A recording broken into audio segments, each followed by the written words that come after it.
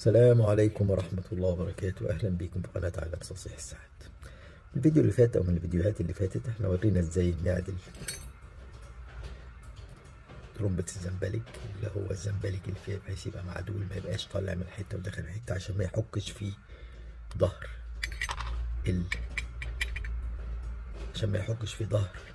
علبة ترمبة الزنبلك. دلوقتي هنشوف يا جماعة ازاي نعمل وازاي نزيد وازاي نركب وازاي نشوف ايه اللي نعمله في ترمبة الزنبلك. اول حاجه يا جماعه بنستخدم زيت مهم جدا، زيت تقيل بيبقى شويه، طبعا حاجات سينتك احسن من حاجات طبيعيه كتير جدا، اللي هو 910 معروف جدا في العالم كله.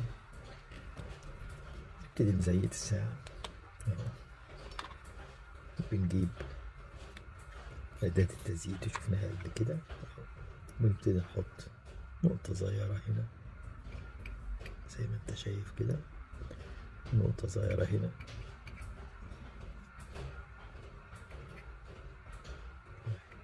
نقطة هنا صغيرة، نقطة هنا، بس كده.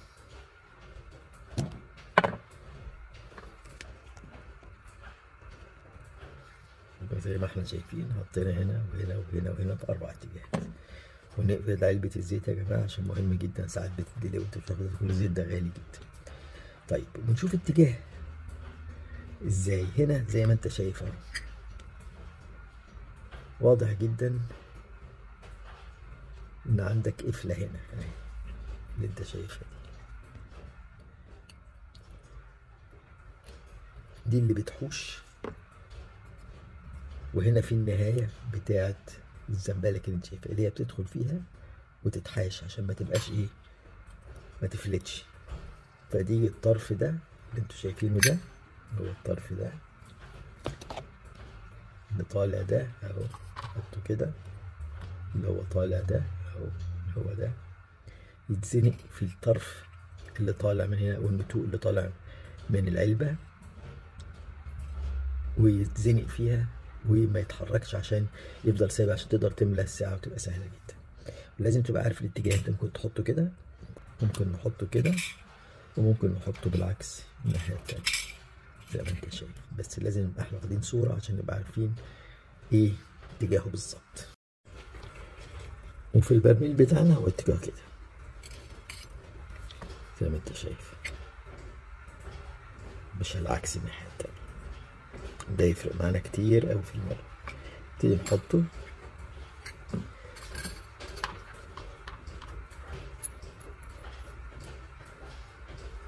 اهم حاجة تشوف النتوء فين، النتوء فين اهو، بصوا معايا اهو، واضح اوي اللي انت شايفه اللي هو النتوء هنا اللي انت شايفه ده، واضح اوي اللي هو ده اهو. نشبط ده في ده زي ما انت شايف كده، نبتدي نلف، نحاول ناخد دورة كاملة يا جماعة عشان ما يطلعش تاني. بنحاول بس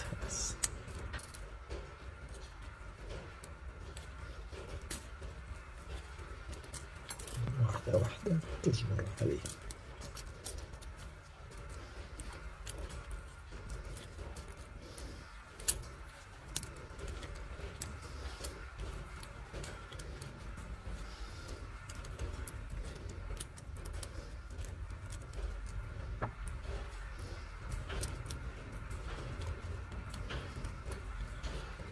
تاخد بالك لازم تبقى لابس نضارة،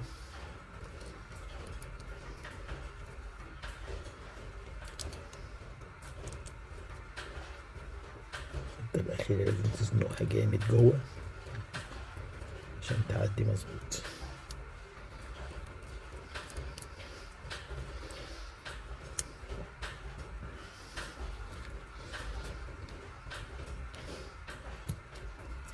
خلاص كده دخلت زي ما انت شايف. لازم تبص له بقى من هنا تشوف مفيش حاجة طالعة زي ما انت شايف، مفيش حاجة طالعة عشان ما يجيش ايه يطلع بره. بعديها بنركب المسمار اللي انت شايفه ده بتاعه اهو،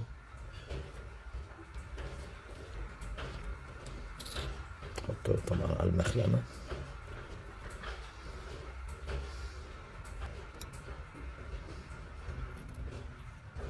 في نتوء اهو احنا شايفينه ده اهو، نتوء صغير جدا عشان يدخل في الفتحة بتاعت الزنبلك. زي ما انتم شايفين خلاص شبطناها في مكانها بس كده مظبوطة. اتأكد بس بالمكبر.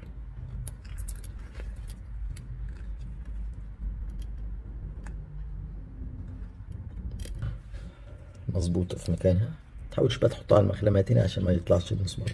بنجيب الغطا لوش وظهر اهو، ده كده وشه زي ما انت شايف طبعا، وادي ظهره كان الاحتكاك. قبلها بنحط طبعا نقطة زيت، حاجات بسيطة جدا.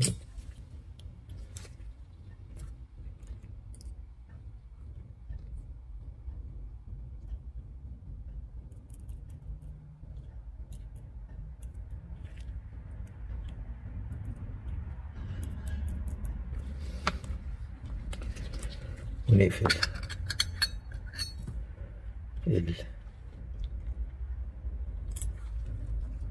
العلبة زي ما انت شايف كده.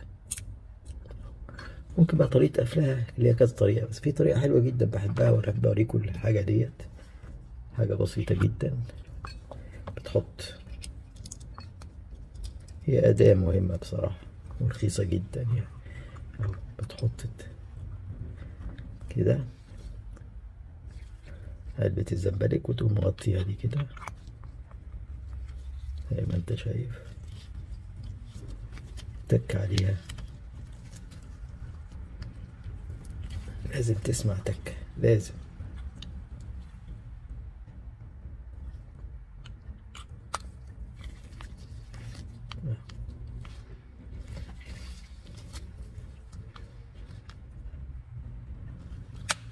سمعت التكة خلاص كده كده داخل. لأن كتير قوي يا جماعة بيجي نركب الحاجة دي، بنيجي نركب دوت ونسيب دي مفتوحة. ممكن طريقة تانية طبعا انك بتحطها لو ما عندكش شاي، بتحطها كده زي ما انت شايف بين بين المنقاط كده وتك عليها تكة جامدة جدا زي ما انت شايف كده. طبعا ممكن نجيب كمان الملقاط ده نمسكها كده طريقة تانية يعني، تكون ايه تك عليها جامد كده عشان نطمن انها دخلت الاخر. نبص عليها من الجنب كده اهو، مفيش اي بروز ولا اي حاجة. تحياتي لكم، اتمنى يا رب تكونوا استفدتوا من الفيديو البسيط السريع دوت، وكل سنه وانتم طيبين. ما تنسوش يا جماعه تشتركوا في مجموعه عالم تصليح الساعات تشتركوا وتشيروا الفيديوهات. ربنا يبارك فيكم ويحفظكم واشكركم جدا، والسلام عليكم ورحمه الله وبركاته.